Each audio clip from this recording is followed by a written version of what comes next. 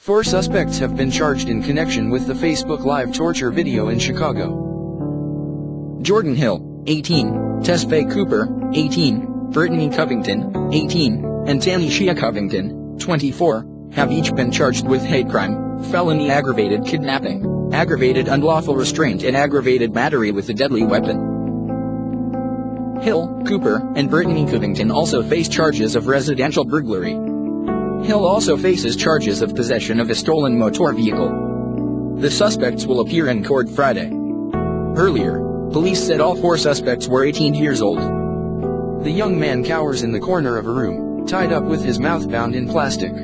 His eyes exude fear as his attackers get ready for their next act. One assailant slashes his sweatshirt with a knife.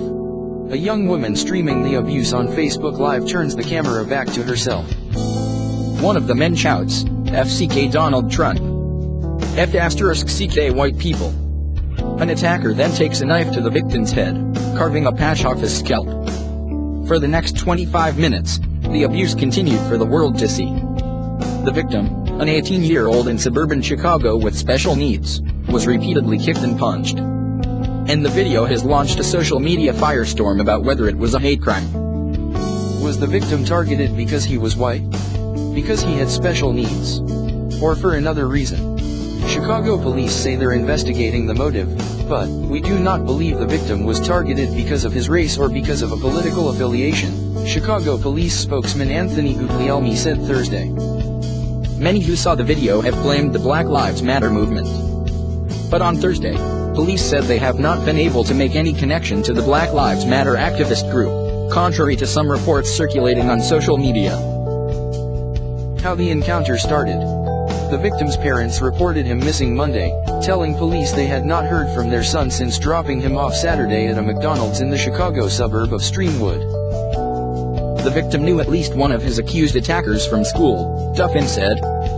Though he may have voluntarily gotten into a van with the group, police are considering kidnapping charges. Police in Streamwood said that after the man was reported missing, his parents began getting text messages from someone claiming to be holding him captive. Officers investigating the texts discovered a Facebook video depicting the man being verbally and physically abused. It's unclear what alerted the police to check Facebook. Soon after they discovered the video, Streamwood investigators said they were contacted by Chicago police, saying they had found the missing man. On Tuesday, Chicago officers responded to a battery call at a home in the area where the victim had been found. There were signs of a struggle and property damage, police said. Police have not identified the person who made the call. After viewing the Facebook video, they determined the victim was the man found on the street and the people arrested were involved, police said. Police said the victim might have been with the suspects for at least 24 hours. Video pulled from Facebook. Facebook said it pulled the original video from the suspect's Facebook profile.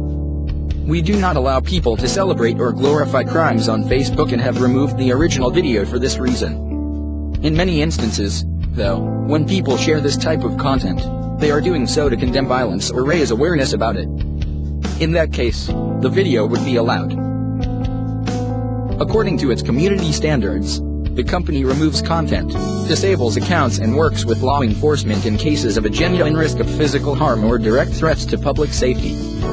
Facebook users also can report offensive material to staff dedicated to responding to such reports. If the live stream starts blowing up, staffers monitor it for possible violations and interrupt it if needed.